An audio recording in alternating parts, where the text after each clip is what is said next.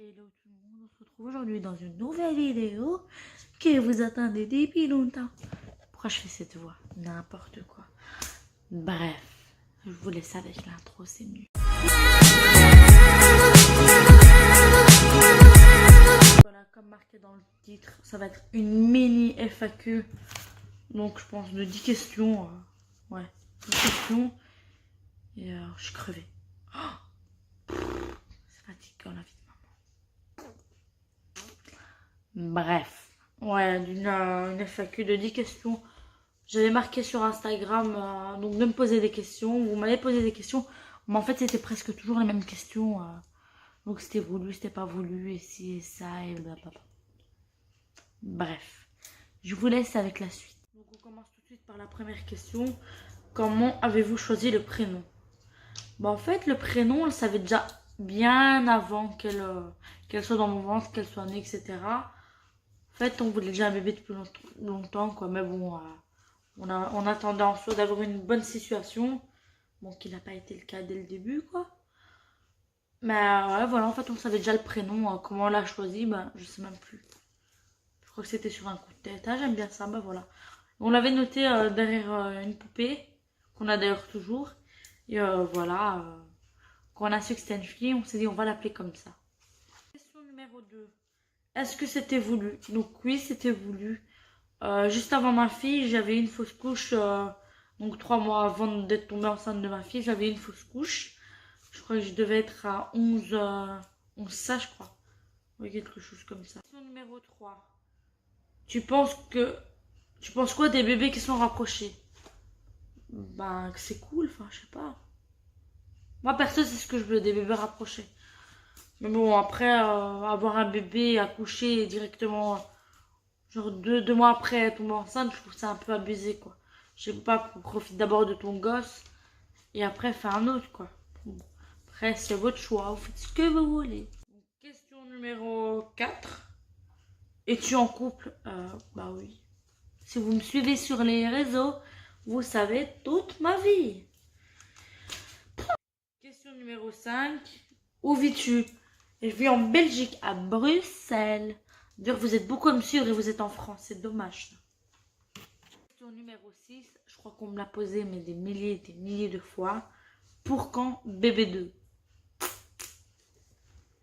Quand Dieu le voudra? Non, plus sérieusement, je sais pas. Je sais pas. Je sais pas. Question numéro 7. Comment l'as-tu annoncé à ta famille?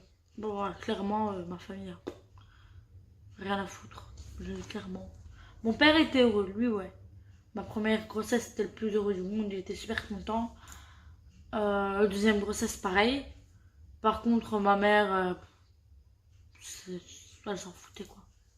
Franchement, moi, c'est ta vie, tu fais ce que tu veux, et voilà. Voilà, ma mère, elle est comment? Voilà, voilà. Puis le reste de ma famille, je m'en fous un petit peu, étant donné qu'ils sont pas ici sur Bruxelles, ils sont en Italie, donc voilà. Numéro 8. Comment je l'annonce à mon chéri? En fait, comme je vous ai dit, c'était voulu, donc on s'attendait que ça arrive à un moment donné. Donc chaque fois que je faisais un test, je vous montrais.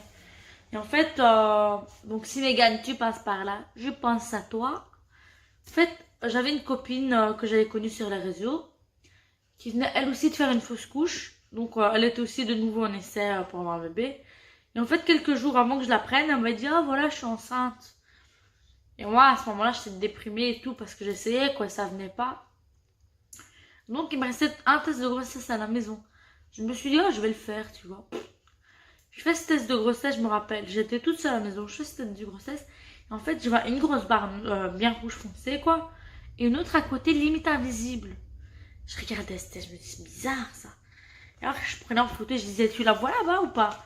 On me disait, ouais, ouais, ouais. Donc, j'en refais un après 2 jours. Et franchement, la barre, elle avait bien foncé, j'étais bien enceinte. J'étais la femme la plus heureuse du monde. Donc, question numéro 9. Pourquoi une césarienne? Ben, je te laisse regarder ma vidéo. Je n'y répondrai pas à cette question sur cette vidéo. Question numéro 10. Et la dernière de la liste. Avais-tu peur de l'accouchement? La vérité, non, j'avais pas peur du tout. En fait, dans ma tête, je m'étais fait un film complet, de A à Z. Bon, vous comprendrez, hein, les filles qui regardent Baby Boom savent de quoi je parle. Ah, je m'étais dit, voilà les contractions, et je rentre et je siège. Et au final, rendez-vous chez le gynécologue, césarienne. Bon, à ce moment-là, j'étais pas stressée, j'avais pas peur. Mais j'étais inquiète, on va dire, d'un sens. Je sais que ma fille, elle allait arriver donc le lendemain, quoi. Mais j'avais pas peur. Je stressais un petit peu, peut-être, mais peur, non, pas du tout. Par après, j'ai eu des regrets. Je commençais à pleurer. Chaque fois que je regardais Baby Boom, j'enlevais Baby Boom. J'ai plus envie de regarder parce qu'en fait, c'est pas ça ce qui se passe dans la vraie vie. Donc voilà, j'espère que cette petite ou mini vidéo vous a plu. N'hésitez pas à liker, à partager et à me suivre sur les réseaux. Bref, ma tête de déprimée là. Oh, quelle horreur. Bisous.